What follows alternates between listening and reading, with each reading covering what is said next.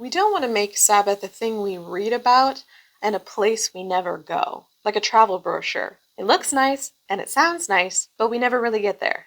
Well, there are two things that will hold us back. One is busyness, the other is legalism. Busyness is a thing that we've been talking about a lot lately. That's usually what plagues us now. But legalism is a huge problem that haunted the Sabbath back in Jesus' day.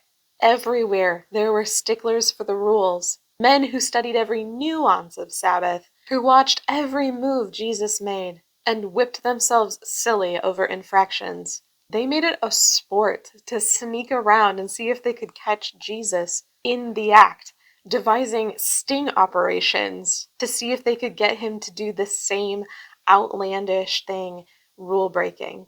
And Jesus usually obliged, knowing full well what they were doing. And one such instance happened in 3 of the 4 Gospels. Jesus heals a man with a shriveled hand, breaking the rule not to heal on a Sabbath. And the sticklers fly into rage. Their knuckles turn white because their fists are clenched so hard.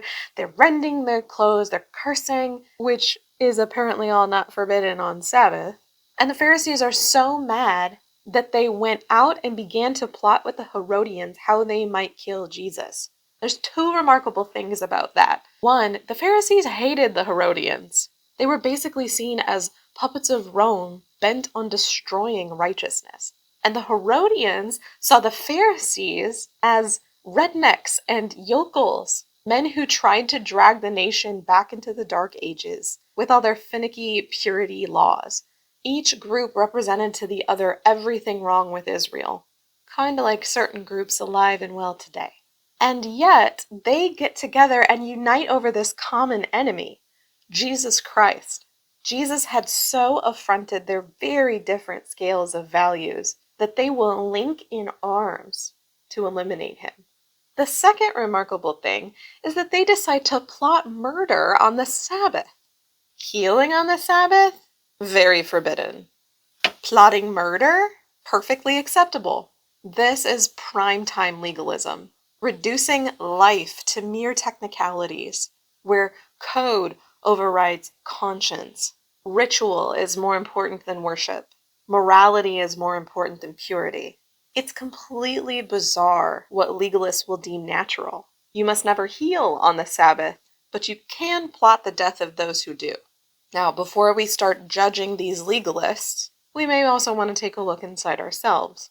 Even in the ways that we honor and respect our own Sabbaths, have we developed any rules?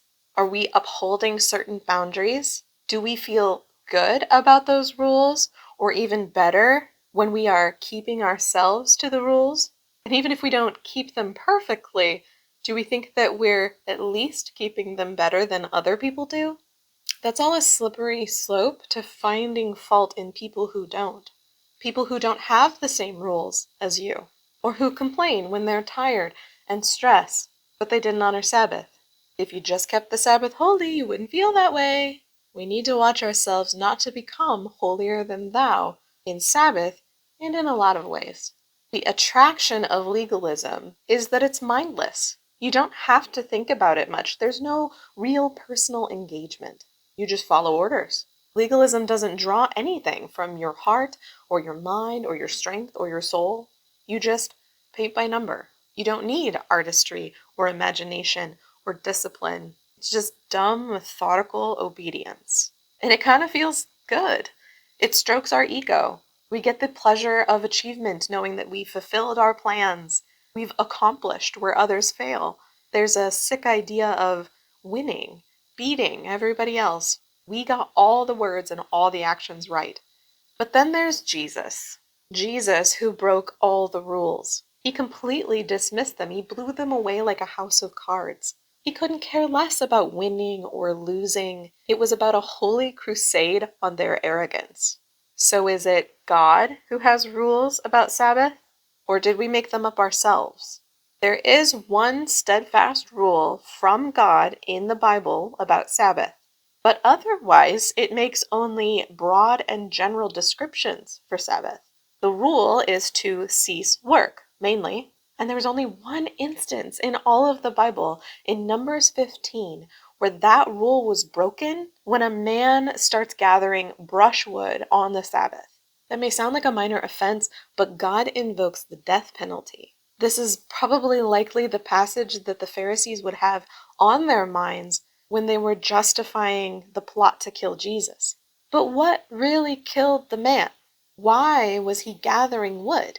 Was it his worry, his impatience, his lack of trust, his need to gather one more armful of wood, his haste? The author of our book, Mark Buchanan, tells us a story of going outside to trim his lawn in a terrible hurry. The day was fading, the sun was going down fast. He was in too much of a hurry that he didn't have time to grab safety goggles. He was almost running with the weed trimmer, muttering negative things every time the motor stalled, literally praying that the cutting cord wouldn't run out before he finished. Well, at the edge of his front garden, he held the head of the weed trimmer a little too close to the ground, and it scalped the lawn, scraped down to the bare earth. The whirring cords plucked a stone out of the ground and shot it hard right into his left eye.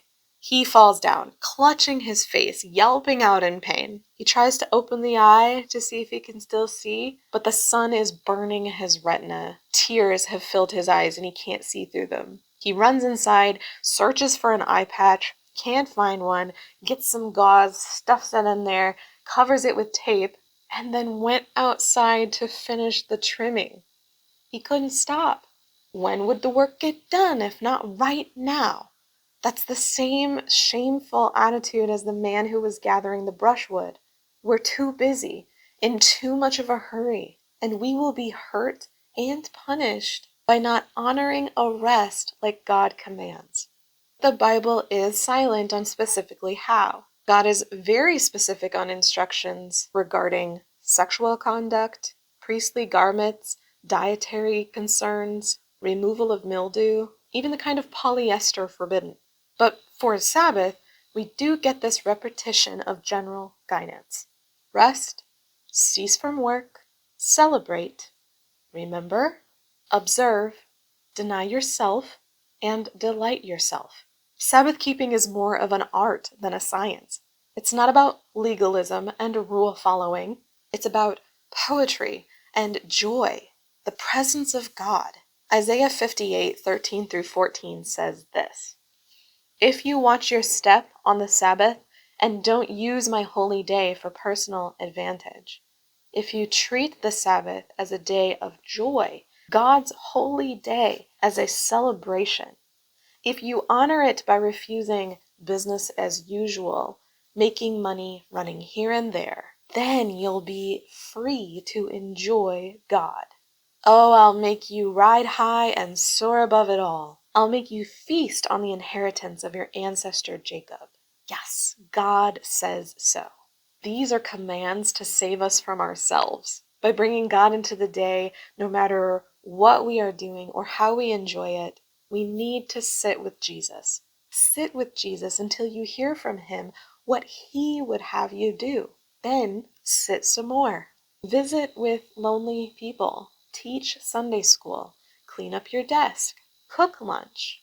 Then do the other tasks as Jesus says, and do them with all your heart. Invite Jesus into every moment, including the fun ones.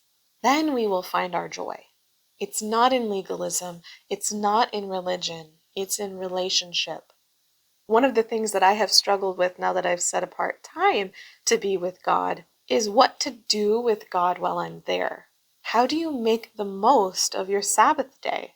I think I have another study that I'm going to interject that really taught me about what kind of activities are God-pleasing that lead to a God-honoring Sabbath.